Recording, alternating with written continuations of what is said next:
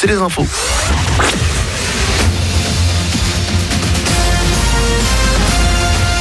Toute l'actu sur Monaco-Menton avec Frédéric Plat.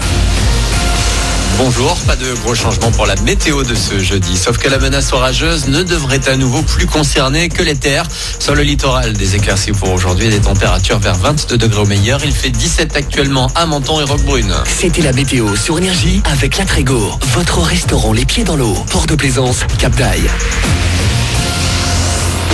Du mieux, sans oublier les gestes barrières évidemment, on peut faire de plus en plus de choses librement. Ça devrait s'accentuer dans les prochains jours. Emmanuel Macron prendra la parole à la télé dimanche soir pour faire le point sur l'accélération du déconfinement. Le ministre de l'Éducation a déjà annoncé hier que les protocoles sanitaires pourraient être assouplis dans les écoles dès la semaine prochaine. 23 personnes sont mortes hier à cause de la Covid-19 en France. À Monaco, pas de nouveaux cas et la campagne de dépistage des salariés touche à sa fin. Demain et samedi, ce sont ceux dont le nom commence par les lettres Q jusqu'à Z qui pourront se rendre au Grimaldi Forum de 7h30 à 18h. Il faut se présenter avec un justificatif professionnel, une pièce d'identité et son masque. Covid19.mc pour tout savoir.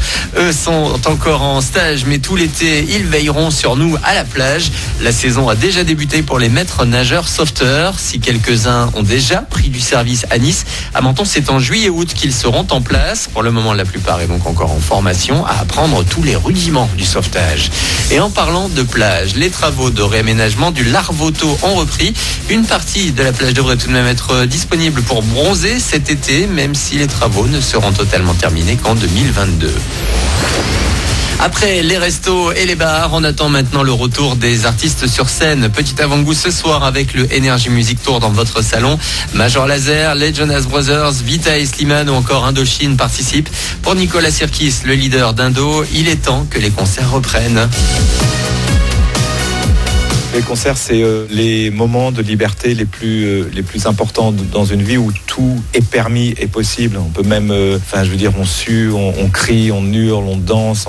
C'est une communion assez incroyable. Et elle est ensemble. On peut pas les faire tout seul. On peut jamais les faire devant une voiture. Cette émotion-là que tous les gens vivent, pas seulement pour Indochine, mais pour d'autres concerts, c'est des moments immenses dans la vie de quelqu'un. N'importe quelle personne qui a 15 ans ou qui a vu un premier concert, il s'en souviendra toute sa vie parce qu'il peut se passer des choses. Donc oui, c'est important que ça revienne. Donc voilà, on voulait vraiment apporter ce message positif ces derniers jours.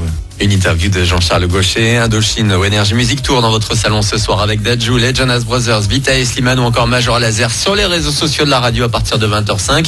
Indochine en tournée des stades l'an prochain avec Énergie. La billetterie ouvrira fin septembre. Voilà pour votre actu. Il est quasi 8h34. Excellent début de journée à vous avec Manu.